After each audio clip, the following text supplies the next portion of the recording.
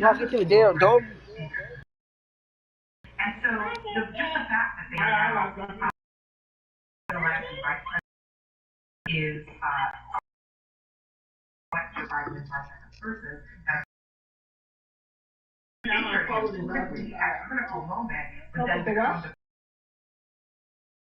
to victory is part of that story. And they have a real friendship. He genuinely likes her, and vice versa. And as you said, I think Joe Biden, you always hear Joe Biden talking about how he wanted Joe Biden to have the Senate and potentially to do what he just did. That is not going to happen. Bittersweet moment, I'm sure, for that. Yeah. The sample judges, the future First Lady, Jill Biden, she acknowledges she's the one. She's the one. Usually the best. Yeah, she's the one that remembers who had wronged the president-elect. Let's get Arlette Saenz from Delaware. Arlette, an emotional moment for the Bidens, for the Delawareans who came to celebrate with their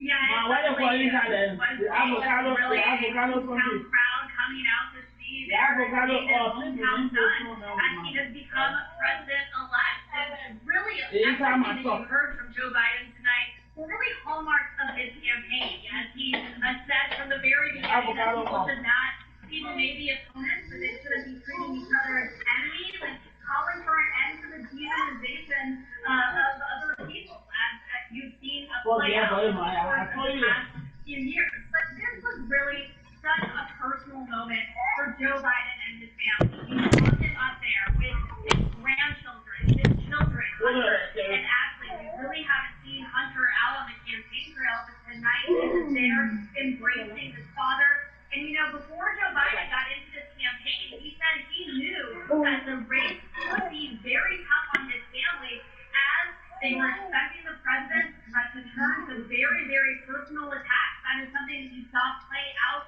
over the course of the campaign, including in that final month. And really tonight is almost a moment of satisfaction for this family after all that they have endured over the course of the past 18 months. And Joe Biden certainly lose mark over everything. And tonight you heard the Democratic nominee, now president-elect, and I have to get used to saying that. You heard him talk about his favorite hit on Eagles Wings. And then as the fireworks played, there was a song, Sky Full of Stars by Coldplay, Joe Biden's favorite band.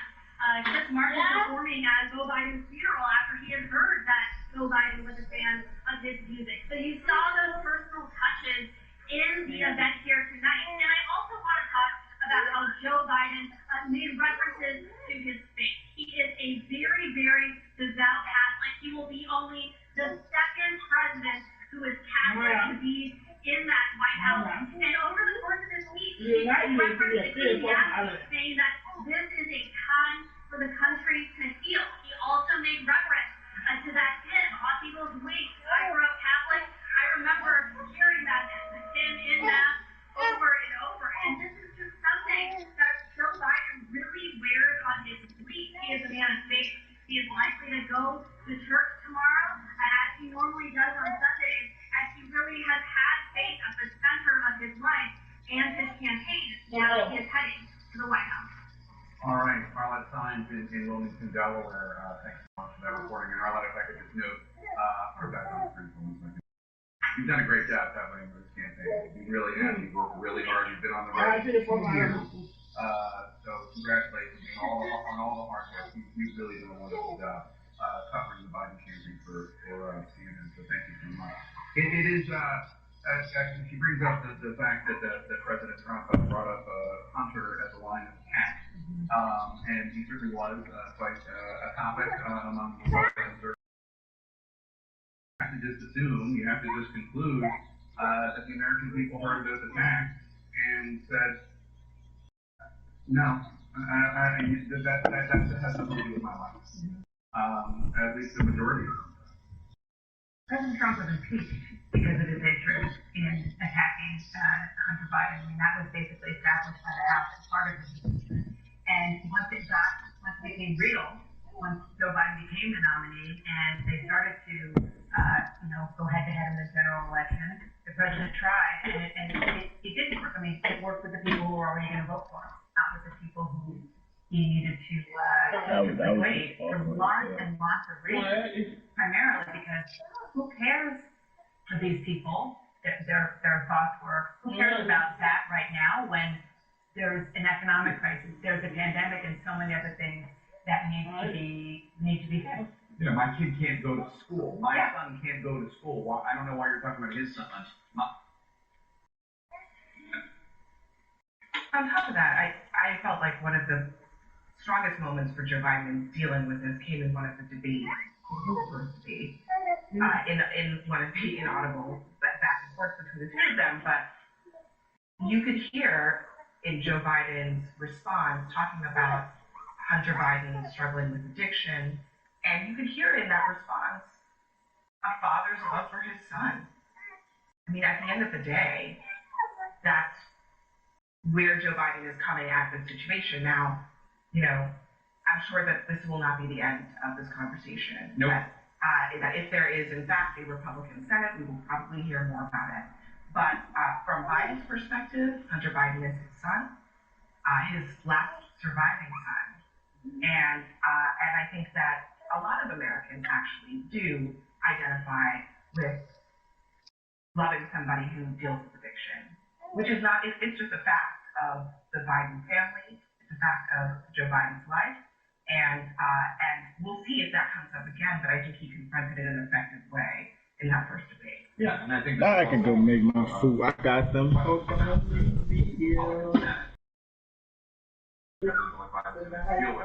And the direction that they want to go. Republican chair of Homeland Security. It should be part of taxpayer dollars. Hunter Biden for the election. Is that the direction that Mitch McConnell wants to go? Is that where he senses the nation is right now? Senate to be studying Hunter Biden business deals? Probably American people are dealing with the coronavirus. Well, he wanted to have the last time. That's what I mean. But despite that, Joe Biden is here saying, I want to compromise. The American people want us to compromise. What do you think? We'll see what Senator McConnell had to say about that. Anderson?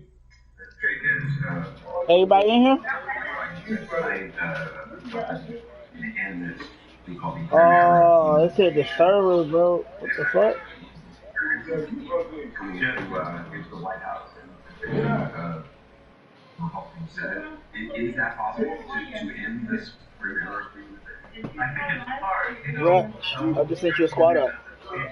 The American people put their faith in Joe Biden today, and what you saw in the speech. Yeah, my court. Then why your character right here? Our ability to overcome even this. What it's going to take is changing the system of reward, incentive that politicians feel. Who we waiting for? Obstructionist and to, your basis of political parties tends to reward that. And the question is whether he can.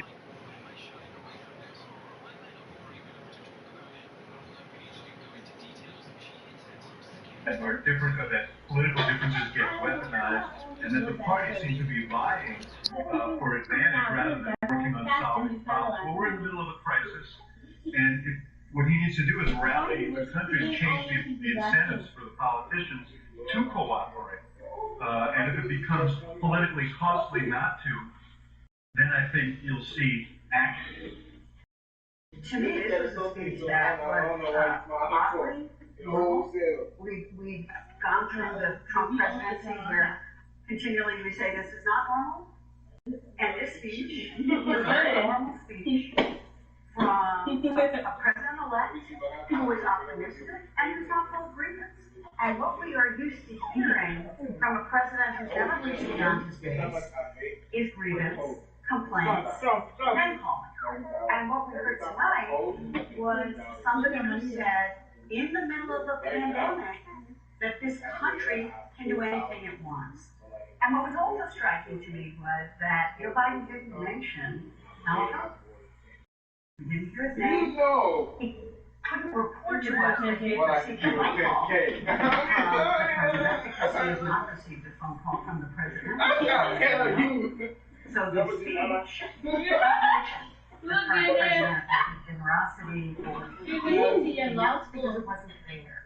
But in a way, I'm sure it's reassuring to the American public to not hear about American carnage anymore, but to hear about American hope.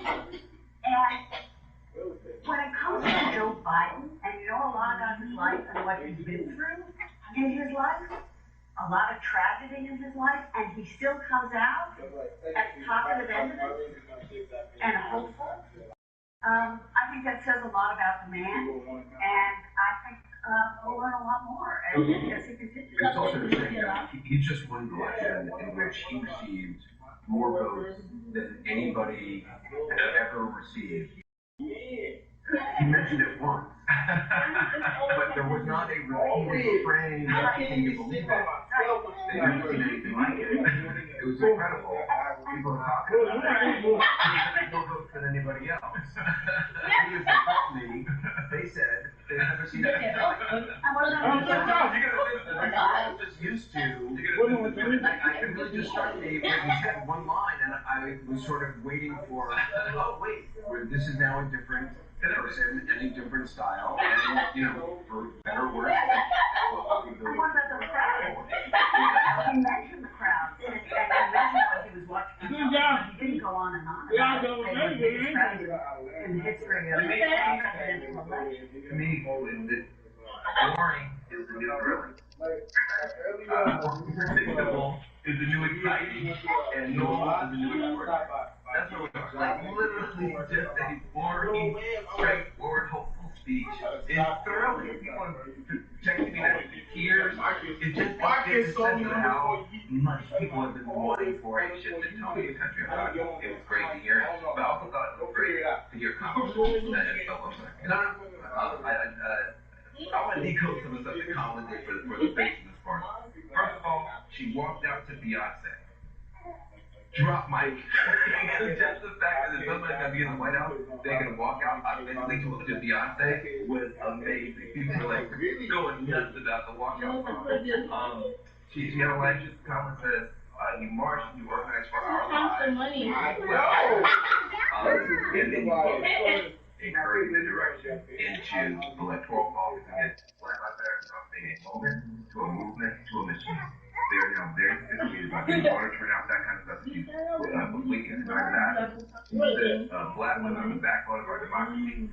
The colored girls, down in Brazil, they organized to make sure that the contribution of black women to this party was recognized by the Congress, or at least the black woman being the vice president. She's getting a little bit of love back to the colored girls down in the and then she mentions the 100 years, the 19th Amendment, of going beyond just women of color to all women. So she was doing like, when you're from the grassroots, you look at her and say, you know us, you still love us, you still see us. She was dropping lots of little things like that. She did her job to keep this party with her, and I think that's important. Now watch her roll. She's gonna keep doing stuff like that, giving those little nuggets of love today. And I guess the question that started all this was about ending the grim era. On TikTok got banned. Yeah, so I created a new account 2 days ago. Yeah, I was at 70K, bro. I think I took it as he wasn't necessarily going to Donald Trump. Oh, I agree with that. But I think a lot of Republicans took it like he was pointing it out. But I think everyone recognizes that both sides even us. And so I accepted that and maybe be good natured. I would just say to my Republican friends that I think you need to give the President-elect the benefit of the doubt that he matched on both sides. So really, other than that, I didn't hear any dogma. And which was David, you're saying this is a sincere attempt to try to reset either traditional, presidential, boring. There wasn't anything that was particularly soaring or grand or anything. It wasn't Barack Obama because of the Roman column. It was just sort of lunch bucket Joe giving a fairly straightforward. Which is I didn't use it. Is this the acceptance speech given before a convention I was so good at boom. in American history. I don't know. Maybe you heard those things before. I was so good at boom. That's the thing that happens. Well, will there be a consent? Well, that's the other point. So, let me very big like, I'm not saying sorry, but but just the idea of that kind of walk out. But the thing I didn't hear in Biden's speech, being able to walk technically, I think very, very well. Thanks, Joe. You did it well. But I didn't hear him say anything bad about anyone. And that's, you got one part of the party, of our party, that is, the billionaires, the ones for sure. From zero. You have a party that, top some of the rich people. You didn't say anything bad about the Republicans. You didn't say anything bad about the You didn't say anything bad about him. And then it looked like a family picnic at the barbecue. Very inclusive. And then you say, I know. The whole idea of unequal play. You listen to this unequal play. So I just think that this is a new style. But it's new because it's classic and it's old and it's timeless and it's welcome. I'm back on there. She could have walked out, by the way, to America's like, no more drama. Which is that would have been a little bit more of a subtle. The project that he laid out it may be straightforward, it may be simple, but achieving it isn't. And it's really basically what he's saying is if we don't cooperate, if we don't find a way to work together, we're not going to make any progress. And I think that is I'm sure that there are a lot of people out there, Democrats who said that makes no that's sense. not going to work. I got freedom of life, but not freedom of life. I don't have freedom of life. Freedom of view. Oh, Freedom of view, like 700. When you were running, 700 he always said when you ask the question, well, what, how are you going to convince anybody to Congress and just roll over and kind of do these huge programs? He said, well, we have to have a massive turnout and we got to capture that, the Capitol Hill. And the question was, well, what did that do to happen? Well, that's the situation that Joe Biden finds himself in now. They haven't taken over the Senate. They actually lost, Republicans gained seats in the House. So we're going to see what happens. How much of a big agenda can you get through? That doesn't seem like you can. So the message is perfect, though, in a way, even before the results that you outlined, which is, as he said tonight, let's give each other a chance. Here we are. I'm not walking in here demonizing you. You don't do that to me. He said, let's give each other a chance. Stop treating our opponents as our enemies. We're going to continue this conversation. You got more life than you used to have on your own now. When the makes a pizza, he doesn't just make a pizza. He uses fresh, clean ingredients to make a masterpiece. Taste the delicious flatbread pizzas today. I don't know what this is, we saw that on your Instagram. But I'll take that Jack those 30,000. With Alka-Seltzer Plus, a beer power fast fix dissolves quickly, instantly ready to start working. So fast. Now Simparica Trio simplifies protection. Fix it, please. See ya. Heartworm disease? No way. Simparica Trio is the first chewable that delivers all this protection. Simparica Trio is demonstrated safe for puppies. It's simple. Go with Simparica Trio. This drug class has been associated with neurologic adverse reactions, including seizures. Use with caution in dogs with a history of these disorders. Protect them with all your heart. Simparica Trio.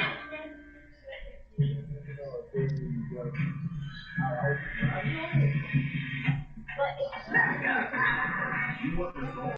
You need a personal trainer in your home, on your terms. Hard work, a trainer that live controls your routine to give you a truly interactive experience. Interactive personal training. Only at NordicTrack.com. People with type 1 diabetes have the power to manage their conditions without your to always know their glucose levels, even where they're heading, just a glance at their smart device. The power to make treatment decisions, to customize alerts and alarms to help keep them engaged. the power to lower their A1C. All this knowledge, powered by a small wearable. The Dexcom G6. I had a husband who was my patient, but when he died, I knew I was in big trouble. At Care.com, search for lots of local caregivers who can help with meals, housekeeping, personal care, and more. It costs less than you think, and it's easy to pay. Care.com. At VisionWorks, we know it's easy to forget to use your vision benefits before the year's up. This is us making sure you don't. Use them before you lose them. That's our 100-day guarantee. VisionWorks, see the difference. We live in a world of fees. Airlines, hotels, food delivery, and especially car dealers all charge excessive last-minute fees. When you want something badly enough, it feels like your only choice is to pay up. Oh, so But that's there's not a choice to take a stand instead. At Carvana, we believe in treating you better. With zero hidden fees, you can drive off without being ripped off. That's what it means to live feelessly. For more than 75 years, the Department of Veterans Affairs Home Loan Benefit has helped millions of eligible veterans and service members buy a home. Today, the VA home loan is a lower than average interest rate, limited closing costs, and no down payment is required. The VA home loan may save you thousands of dollars. For more information, please contact the VA or talk to a lender of your choice. Don't let anyone talk you out of using the benefit you have earned. Choose VA. Food delivery just got more rewarding. Now the Grubhub gives you rewards when you order your favorite foods. Want a hamburger, some fries, a drink, nuggets, then boom, rewarded with the Wendy's 4-for-4 perk. Ordering Chipotle for the family? Rewarded with guacamole and a side of life. Grubhub gives you rewards for rewarding yourself with food. a lot of times. Once in a while. Let this premier One yes. demonization Yes. in America begin to end here and now.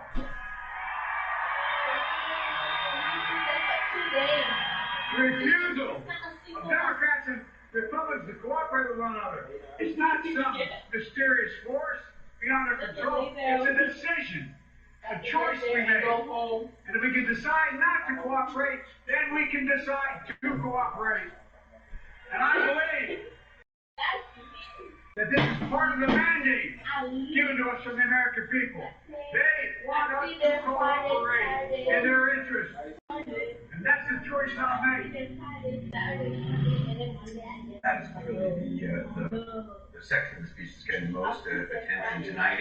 And Rick Santorum, to your point earlier, you heard Vice President Biden not saying blaming Republicans for an era of demonization. It was Democrats and Republicans, and saying it's a choice we both get. Right, and that's why when he said that, I said, okay, he's talking about both sides. He's not just talking about attorneys playing fair, and that's really important. If you're going to go out there and you're going to reach out, you can't slap people at the same time you're reaching out to them.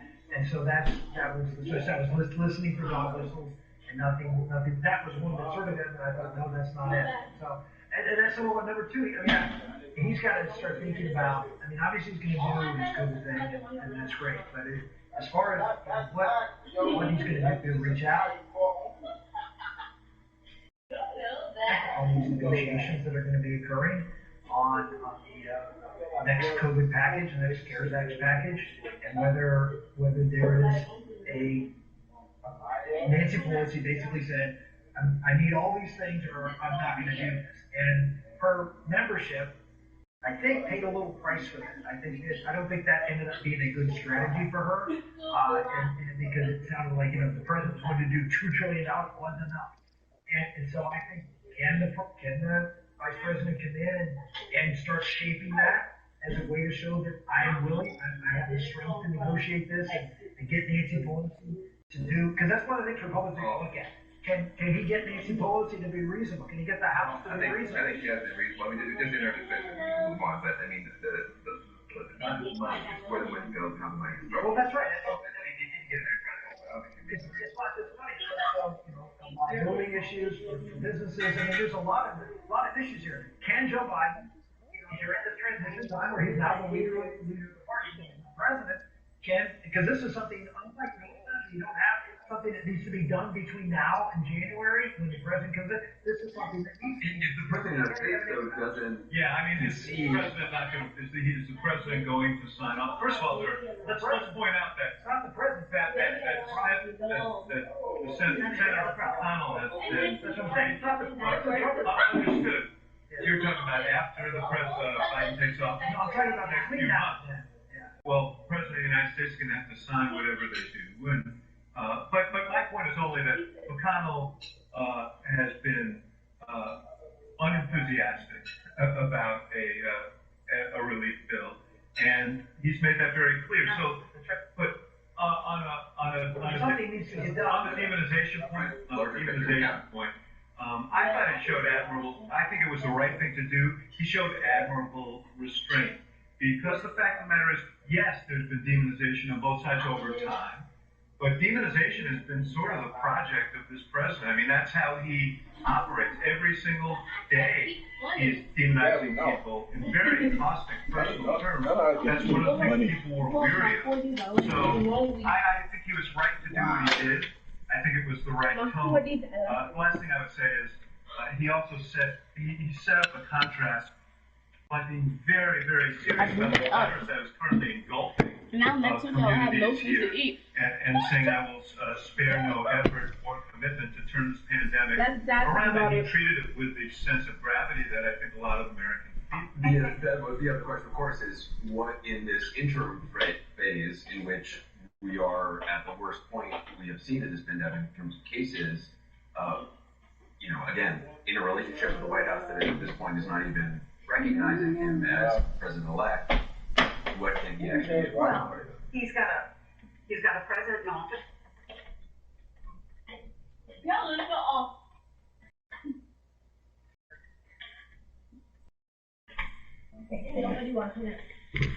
From my young Sheldon.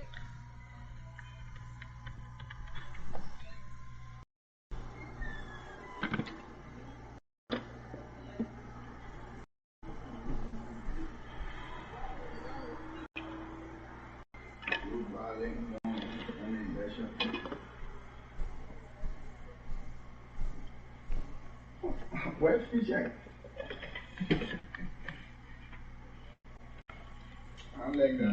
I'll put a TV on.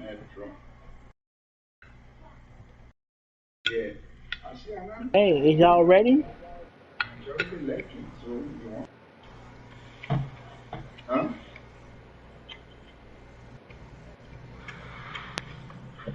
Yeah, you getting me? No, that's the problem with I broke off. You getting me? Yeah. Is y'all niggas ready? No. Uh-huh. Yeah. Yeah, I kind of figured that. How the hell I start broadcasting this shit? Nigga, we was going hammer in the wreck. Every time I was go to that.